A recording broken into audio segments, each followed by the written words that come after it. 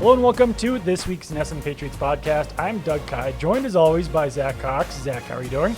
I'm doing better now. If you asked me that question about 12 hours after we got back from Indianapolis, my answer would have been significantly different, but I'm on the mend. I got my voice back, mostly. I'm at important. 93% voice right now, so ready to podcast. There's a lot to recap from this Combine week. Yeah, you already alluded to it, but we have basically just returned from the NFL Scouting Combine. It has officially come and gone. It took place all of last week, so found out about a lot of what's going on with the Patriots. Obviously, Tom Brady is the biggest news that was, rolling around or skimming around the NFL Scouting Combine. We'll get to that a little bit later. I think that some people are a little bit burnt out on the whole Tom Brady thing. So I don't blame them. And then it's also, I guess it serves as a little bit of a teaser for later in the podcast for those who do want to hear about Tom Brady. So let's get into some other things that we figured out and found out at the NFL Scouting Combine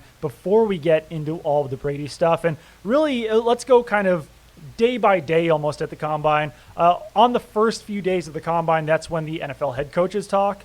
That's when NFL GMs talk. And then for us, that was also when quarterbacks, tight ends, and wide receivers spoke. So day one was jam-packed this year. Yeah, day one was crazy. The rest of the days weren't quite as busy for us. But let's get into some of the head coaches and GMs first. I guess this is no, let's save that, I guess, for a little bit. Let's get into some of the prospects. It's hard to avoid the Brady talk. I know, that's the thing, is that let's, I guess, start off with some of the prospects that sort of caught our eye down there. And it really is kind of the quarterbacks, wide receivers, and tight ends that we were looking at pretty heavily down there because the Patriots need more offensive weapons for their offense. And one of the guys who kind of caught my eye, and I actually wrote a story on him, was Lynn Bowden, the Kentucky wide receiver. He played quarterback in his final season there at Kentucky. He had to move over from wide receiver to quarterback. That's not going to be his position moving forward, but he does have the ability to do some Taysom Hill-like things or maybe even some Lamar Jackson-type things behind center. So that was a guy that I was heading into this week wanting to talk to. He's an extremely confident individual, and that would lead you to believe that maybe he's not, the Patriots type of player. But I was talking to a scout who is, knows the Patriots pretty well, and he even went as far as to say, I think the Patriots will draft Lynn Bowden. He didn't test at the Combine because he hurt his hamstring right before the week, but I could 100% see the Patriots taking a guy like that in the third round just because of his receiver skills, the versatility that he would add to the offense. And the Patriots just kind of like having quarterbacks or former quarterbacks playing other positions on their roster. Absolutely. And just with one of the real big storylines of this draft overall is just how many talented wide receivers there are. There are guys that I had sort of heard of generally, but didn't really know that much about, that you go to the Combine, you see how some of these guys test, and you say, wow, this guy is maybe a guy who could go in the first round in some other years. But then with just how deep this class is, the Patriots are I'll start this over again for a little bit. So the Patriots, I think it would not be in their best interest to draft a wide receiver in the first round again this year. Just given the issues that N'Keal Harry had last year, given the issues that young first-year receivers in general have in this Patriots offense, I think that first-round pick, if they do keep that 23rd overall pick, would be better off used elsewhere to fill another need. But the good thing for the Patriots this year is that there are so many wide receivers in this class that I think they could wait until the third, fourth, fifth round and get a guy who would probably be an early day two talent in a lot of other years that's just going to be pushed further and further down the list with how much talent there is at the position here this year. Multiple draft evaluators before the Combine, Mel Kiper and Daniel Jeremiah, two of the more prominent guys out there, they said that as many as 30 wide receivers could go in the first three rounds, which sounds absurd and is probably insane. A little bit of an overestimation. But the fact that if the number's anywhere close to that, there's going to be some very talented players for the Patriots kind of in those middle rounds. So I definitely could see a guy like Bowden fitting into that conversation. For sure. And some other guys just sort of who could be on the Patriots' radar, one of whom SMU's James Prochet, he was the guy that the Patriots scouts were reportedly gushing over at the Senior Bowl. He didn't test that well, so he might not be a guy who, coming out of the combine, is a big winner. Maybe he tests a little bit better at his pro day, and then maybe that's a guy that the Patriots could look at. But Baylor's Denzel Mims, he went into the week as sort of a late second-round pick. He tore up the combine, however. He ran a 4.38 40-yard dash. He had the best three-cone time at 6.66 seconds, 38.5-inch vertical leap, 131-inch broad jump. He really had the best overall scouting combine out of any of those wide receivers that we're going to be talking about. So, I mean, if the Patriots were going to use a first-round pick on a guy, then yeah, maybe it would be a guy like Denzel Mims. It is tough that the fact that the Patriots don't have a second-round pick in this draft, and maybe that would lead them to trade down this year if they do want to get into this wide receiver pool. Otherwise, they would probably have to wait until the end of the third round when, you know, some of the bigger names will certainly be off the board. But definitely a good draft to need a wide receiver. And like you said, probably would be smart to wait after the first round to get that guy because so many talented guys will be out there. Yeah, one more name that caught my eye down in Indianapolis was KJ Hill, the wide receiver for Ohio State, actually the all-time Ohio State leader in receptions. He did not do either of the agility drills at the combine, which are really the two that kind of point you toward potential Patriots targets. The especially slot guys. Yeah, the three-cone drill and the short shuttle. So we don't really have a good sense of how he looks in those drills yet. Actually tested pretty poorly in both of the jumps, but he was a guy, just talking to him this week, he kind of took us inside his meeting with the Patriots that he had down there in Indianapolis, and he said, yeah, I was watching film with some of the coaches or some of the scouts, and I basically played in a very similar offense in Columbus and with the Buckeyes. He said he did a lot of the same things in that offense as Julian Edelman does in the Patriots offense. And obviously one of the big kind of concerns with young receivers coming in is learning the playbook, learning the kind of intricacies of this Patriots offense, which is notoriously complicated. And that obviously gives a guy like Hill a leg up if he does have some experience in that system. So again, didn't do some of the more important tests at this combine, so we don't really know if he's a Patriots fit athletically, but he's definitely a guy I could see them taking a shot on in the middle rounds. Let's get into tight ends a little bit. You wrote a big story about Adam Troutman. He's certainly a good fit for the Patriots. You can get into him a little bit later, but I think that, you know, we can sort of whittle down the tight end possibilities for the Patriots in this draft. Cole Kmet, I think, is solidly a possibility for the Patriots. 6'6", 262 pounds. Not the greatest blocker in college, but with that size, that could potentially be coached up in the NFL. Hunter Bryant, who's the tight end out of Washington, he's the top tight end on some sites draft boards. The fact that he was 6'2", 250, he's an athletic guy. I heard some people praise his strength at the NFL Combine, so I think that he would be a possibility. And then LSU's Thaddeus Moss, who's Randy Moss's son. And then the Missouri tight end, Albert Aquibunum. They were just calling him Albert O. I think I'll go with that. that. I think Albert O is the right way to go with that. He's extremely athletic, and he's another guy who's 6'6", almost 260 pounds. There's other guys in there. Bryson Hopkins, we both sort of walked up to his podium and noticed how skinny he looked. He really Very looked small. like a bit of a wide receiver. And then Jared Pinkney, the guy out of Vanderbilt, I kind of pegged him as a potential Patriots prospect, but didn't test well, and then really didn't come across that good in his media interviews as well. The Patriots actually sort of blasted him for having a loser mentality, he said. So that's not a great sign, unless the Patriots only said that to have him drop down draft boards and then eventually draft him. But it's interesting how we can sort of whittle away some of these possibilities in there. Yeah, I definitely I was with you in having Pinkney as one of those guys initially that I viewed as a potential Patriots guy, but I agree with all those points that you just made. Yeah, his media availability came off just kind of strange. Right. Obviously, you can't read too much into this thing, but yeah, he was the tight end who the Patriots said had a loser's mentality for one of the answers that he gave during his team interview. And he also had some sort of strange comments about how Vanderbilt coach Derek Mason and his staff were at Patriots training camp a couple years ago, came back to Vanderbilt really interested and really fired up about a lot of the stuff they learned about Bill Belichick and kind of the Patriot culture. And he was like, yeah, man, like for 2 years we just didn't hear anything other than like Bill Belichick's great, Bill Belichick does this. Like we got kind of tired of it.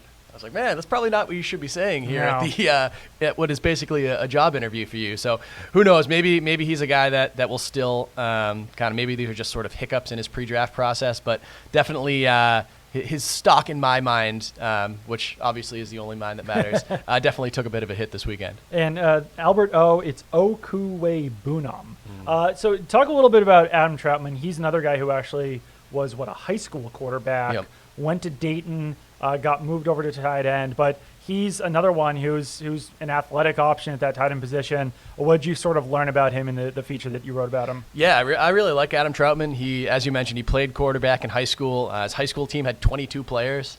They said he played cornerback in high school as well, but his coach was so afraid of him getting hurt because apparently he was basically the only quarterback in this entire town. So they put him at cornerback and said, don't tackle anybody unless you absolutely have to, because if you get hurt, then we have to call your brother up from JV and cancel the JV season. So this kind of just shows you the kind of small town community that he came from. But went to Dayton, actually initially planned on playing quarterback at Dayton, lasted about a week there.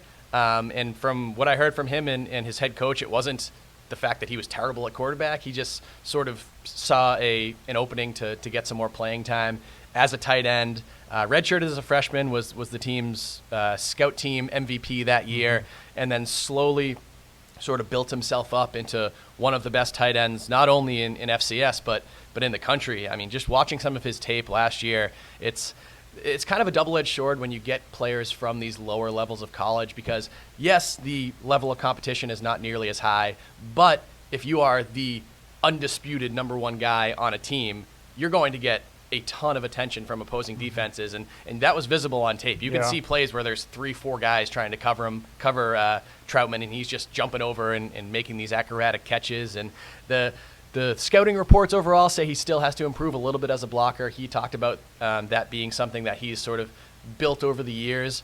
But from the things I watched on tape, again, against some overmatched defenders, he was moving some guys around. He was putting some guys on their back, and he did that again at the Senior Bowl last month or whenever that was, 2 months ago, which I think that week was really something that elevated him in the eyes of a lot of NFL people. So it's going to be a question about where he actually goes because it's still a little bit difficult to project how this tight end group is going to actually stack up on the draft board. Even if he is the number one tight end or if Cole Kmet is the number one tight end, he might not come off the board until maybe middle of the second round, early second round, or he could be an option at number 23. So this is going to be sort of a question about. I definitely think he would be a fit in New England, but it's going to be a question about like where they could actually be drafting him. Oh, and one more point: his 3-cone drill, 6.78, third best among any player at the combine. Denzel Mims and a safety or a cornerback, I believe, were the only two that had better times than him in that very important drill for the Patriots. So, yeah, overall, big picture, definitely a guy I could see playing for the Patriots. We'll get into some of the other positions closer to the draft, but we were really keying in on, as we said, the wide receivers and tight ends. Spent a little bit of time with the quarterbacks as well, but I'd say that there wasn't one specific guy among the quarterbacks who really caught my eye at the combine. I guess Jalen Hurts would be probably my best option for the Patriots to take in this year's draft, just because maybe he could do a little bit more than just play quarterback. Maybe he's another guy who could play that Taysom Hill type role for the Patriots. I actually asked him if he would be receptive to that early in his career. He didn't sound too excited about it, but I mean, if you get drafted by the Patriots, and if, say, they bring Tom Brady back or if they like Jarrett Stidham or someone else at that position, then that's your way to get onto the field. And I think that we might actually see Taysom Hill get an opportunity to be a starting quarterback this season or next season or something like that. So it's also a way to actually prove yourself as a player to get to be a starting quarterback in the NFL. So that's a guy who sort of caught my eye down at the combine, but no one else was really standing out too much to me. Yeah, especially with the position that the Patriots are in at quarterback, I think we're both in agreement that we don't really see them drafting a quarterback in the first round. We don't really see the value of them drafting a quarterback in the first round, especially because it does seem like they at least have high hopes for Jarrett Stidham. Not saying that they're fully convinced that he's going to be a franchise quarterback, but they do seem to like what they've seen from Stidham so far. And then there's not really that many super inspiring quarterbacks beyond that kind of top crop. And if you're going to be, I don't know, if you wait around till the 4th or 5th round and somebody intriguing, maybe if Jalen Hurts slips down to there, maybe he's worth a selection there. But yeah, overall it's not really a great class from a Patriots perspective, I don't think. For sure. Let's get into some of the Patriots free agents. There's a lot of news that sort of circulates around the combine. So just sort of going with the guys we've heard some stuff about. Patriots have been in contact with Jamie Collins. We'll see if they bring him back. I'll be very interested to see what his market is like after one good year with the Patriots, but sort of a disappointing effort with the Cleveland Browns after he got traded from New England. Ted Karras and Joe Thuney, the two Patriots' top free agent offensive linemen, wouldn't expect either one of those guys back. They'll both be at or near the top of their market for their positions at center and guard, and I think they'll simply be paid more than the Patriots will be willing to offer them or can offer them, just because they do have some limited cap space there as well. Devin McCourty, Patriots have been in contact with McCourty. Still wouldn't be overly surprised if he was back. I personally expect Jason McCourty to be back at cornerback. The Patriots have an option to pick up there. Nothing concrete there, but I would wager towards saying that he'll be back on the Patriots next season. As far as some other guys, Kyle Van Noy, seems like there hasn't been a lot of contact there between the Patriots and Van Noy, but he's another one where I'm very interested to see what his market is like in free agency, because he was a guy who disappointed with the Detroit Lions early in his career, but he's been one of the better players in the Patriots defense over the last few years. So will he get paid like that, or will he get paid like he was playing before he got, with the Patriots? Obviously it wouldn't be that low, but I don't know. It just doesn't feel like a lot of these guys, a lot of these top free agents are going to be back with the Patriots next season. Yeah, I mean, is there anybody else you didn't mention? I guess Phillip Dorsett, reportedly, or according to a source, was meeting with some, or not him personally, but his representatives were meeting with some teams in Indianapolis. It seems like it's going to be a situation where, kind of similar to what they had last year, where the Patriots want him to go out, see what's out there, and then come back and see if they're interested in matching that. I personally would be surprised if Phillip Dorsett resigns, just given the kind of inconsistency that he's displayed over his time with the Patriots, especially this year. So I would be surprised if he's back next season. And yeah, as you mentioned, a lot of these guys are up in the air. There are very few. Normally at this time, we kind of get some clarity about free agents. Not all free agents, of course, but a lot of the time you talk to a guy at the combine and you get a pretty good sense of whether a player is going to be back or whether he's not going to be back.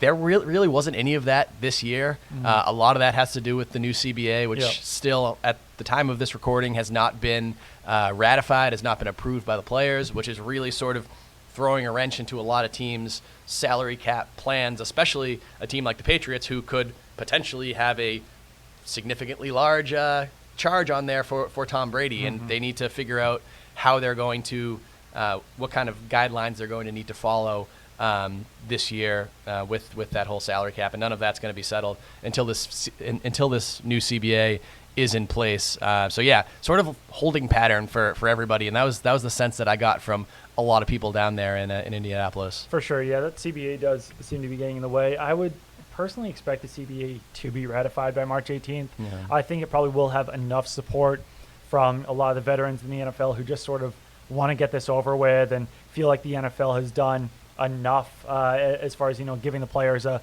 fairer share of the overall money that the NFL takes in. And they, I don't think they're thrilled about playing a 17th game, but I also just do get the sense that a lot of them are just going to vote for it anyway and kind of be okay with it. Let's talk a little bit about some young players, just as far as some things I heard. Yelda Froholt is fully healthy, and we both heard kind of some good things about Froholt, kind of high expectations for Froholt heading into next season. So that would be good, obviously, if Joe Thuney leaves next season, because Froholt potentially could move over to left guard. And I just heard that Patriots like Jarrett Stidham. That was completely unrelated to some of the Tom Brady news that was coming out during the day. But, it might sound sort of obvious that the Patriots like Stidham, especially just because they took him last year in the 4th round. He had a good preseason and training camp.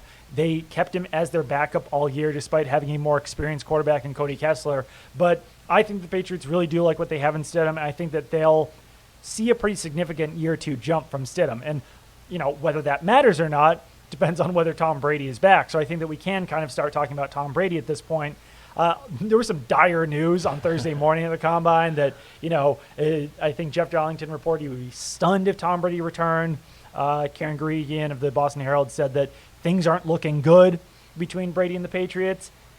That seems like it was a little bit over dramatic, because really by the end of the day, it was like, I don't know, like the Patriots and Don Yee, Tom Brady's representative, will probably meet at some point before that March 18th deadline. Not all hope is lost at this point between Brady and the Patriots. So I still lean towards Brady coming back next season, but I have a little bit less confidence than I did heading into the Combine, I would say. Yeah, I'm in that same boat. I think that nobody knows for sure whether Right. Tom Brady will be back or whether Tom Brady will leave and sign elsewhere. And I think that includes Tom Brady and Bill Belichick and other members of the Patriots organization, because I don't think that decision is going to be made until those two sides do sit down and do just sort of put their cards on the table. Say, Tom, this is how much we're willing to pay you. This is the contract we're willing to give you. This is what we're planning on doing to bolster the offense and to get better pieces around you.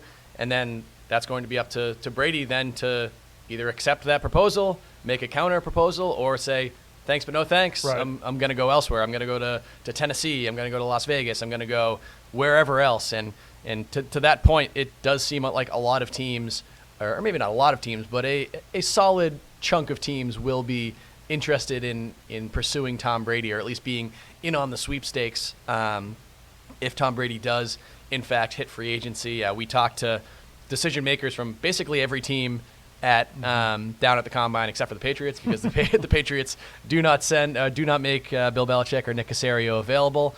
So we did not speak with any of them in an official capacity. But speaking with John Robinson and Mike Vrabel from the Titans, neither of them would commit to bringing back Ryan Tannehill next season. That's a decision that they're going to have to make pretty soon, because the franchise deadline is before free agency opens. So they'll have to make a call on that within the next 2 weeks or so. Mike Mayock had some similar comments about Derek Carr. He sort of praised everything that Derek Carr has done. He said, I love Derek Carr as a player. I think he had a really good season.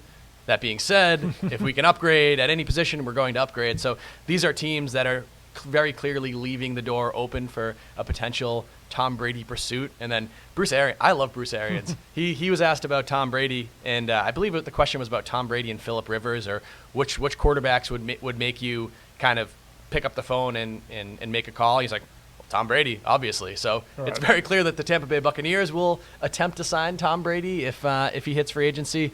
I don't think that pursuit will be particularly successful, because I can't really imagine Tom Brady playing for the Tampa Bay Buccaneers. Right. But overall, in conclusion, many teams will be in on this Tom Brady sweepstakes if it does become a sweepstakes. I think he's going to have a hot market.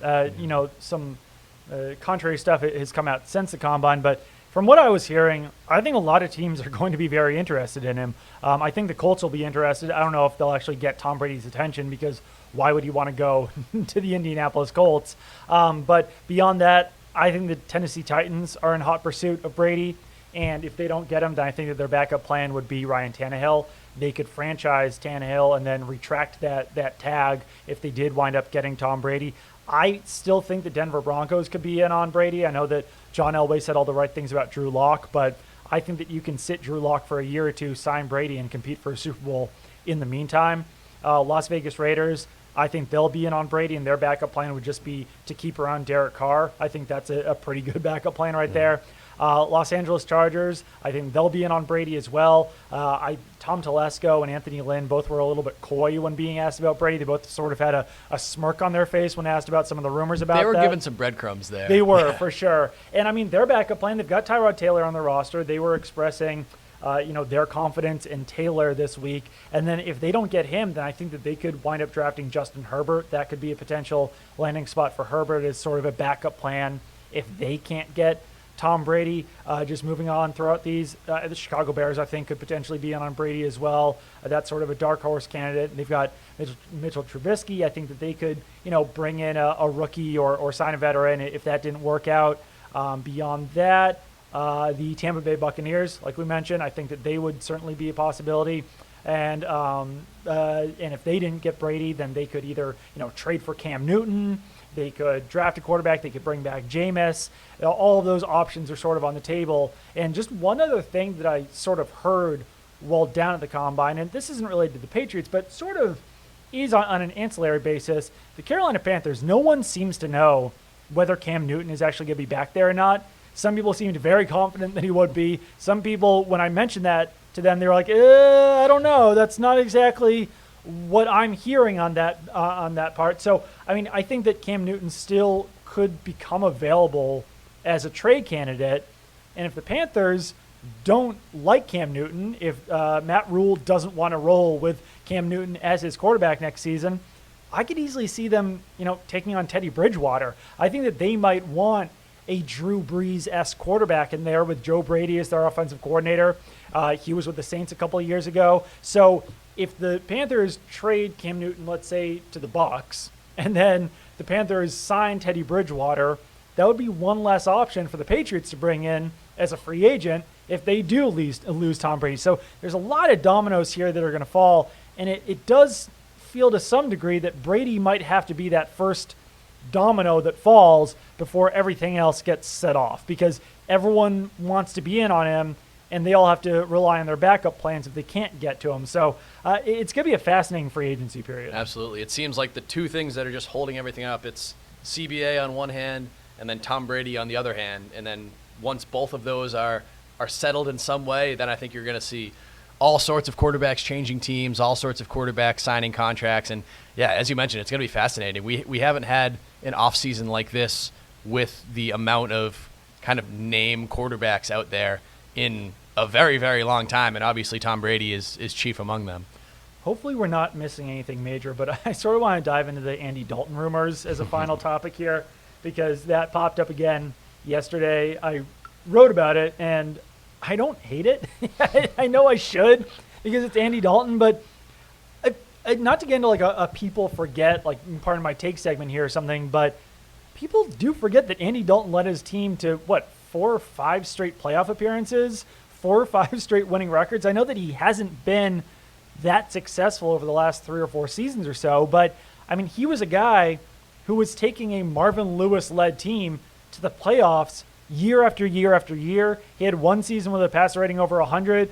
I think that there is still something there, and maybe it's not. Maybe he'd get into camp with the Patriots and they'd have to cut him right away because Jarrett Stidham was outperforming him. But he's had success in the NFL before. He's been a starting quarterback. He's won a lot of games. He's never won a playoff game, which is not great. But I mean, if you're talking about overpaying Teddy Bridgewater, $25-30 million a year, a guy who really hasn't proven that much in the NFL, or taking a chance on Andy Dalton, maybe get the Bengals to pay half his salary, take him on for $9 million, I'd almost lead toward. I mean, it's tough to say because Bridgewater obviously has more upside, but that's a tough decision if you're taking on Dalton for 1/3 as much or something like that as a guy like Teddy Bridgewater, who's just less proven. I think if that last part happens, the part that Cincinnati might potentially keep some of his contract, because I personally wouldn't. I would trade him for $17 million. Yeah, that's what I'm gonna say. Yeah. I personally would not want to pay Andy Dalton $17.7 million, which he's scheduled to make this year. I don't think that's going to happen. And I mean, it all depends on, I guess, what the market looks like for all of these quarterbacks. I would prefer someone like Marcus Mariota to Andy Dalton, who I might not. How much is Marcus? I think he has somewhat more upside. Like, can you see Andy Dalton like reviving his career and becoming like a Pro Bowler in New England? I don't know. Pro Bowler. Andy Dalton has made 3 Pro Bowls. He has. But that sort of shows like what a Pro Bowler is at this point in the NFL. I don't know. I mean, Mariota's he's almost similar to Dalton in that his career really fell off, but he's proven less at the NFL level. I don't know. It's a toss-up. I would basically just say that I would take the guy who's cheaper in that situation. I think they're almost identical candidates right now. I know that Mariota is younger. He comes with a higher pedigree. He also obviously has had some success in the NFL, but I don't know. They're just pretty similar to me right now, which doesn't say a whole lot about Marcus Mariota to me. I think the fact that Ryan Tannehill was able to come in there and really revive the Titans as much as he was last season. It's not like, I know that it's still Ryan Tannehill, but it's not like we saw something similar with the Bengals last season when Jeff Driscoll took over or when someone else took over. Jeff Driscoll also does stink, though. Right, no, that's what I'm saying. He's not like a Ryan Tannehill type, but it's not like the Bengals suddenly got revived when Andy Dalton stopped being their starting quarterback. I don't know. Like I said, it's sort of a toss-up between those guys to me, and I would probably just take whichever the cheaper or easier guy would be to get to see if the Patriots could get something out of him, because I don't know. I think that's probably what the Patriots are looking at next year. Unless they can get Teddy Bridgewater for a good deal, it's probably going to be Jarrett Stidham and some other lower-tier quarterback if Tom Brady winds up leaving. Yeah, I think Patriots fans are going to be disappointed with whichever quarterback they get if Tom Brady does leave. I think Teddy Bridgewater would probably give them a little bit of kind of optimism, but I think he's going to get paid way too much money from another team to join the Patriots. I agree with you. I think it is going to be someone like Dalton, someone like Mariota, and it could even be like a lower level, like a Case Keenum or something like that. I think whoever they bring in, unless they swing some sort of trade that we have not considered yet, I think it's going to be a guy that will come in to compete with Jarrett Stidham in training camp. And if Jarrett Stidham wins that job, I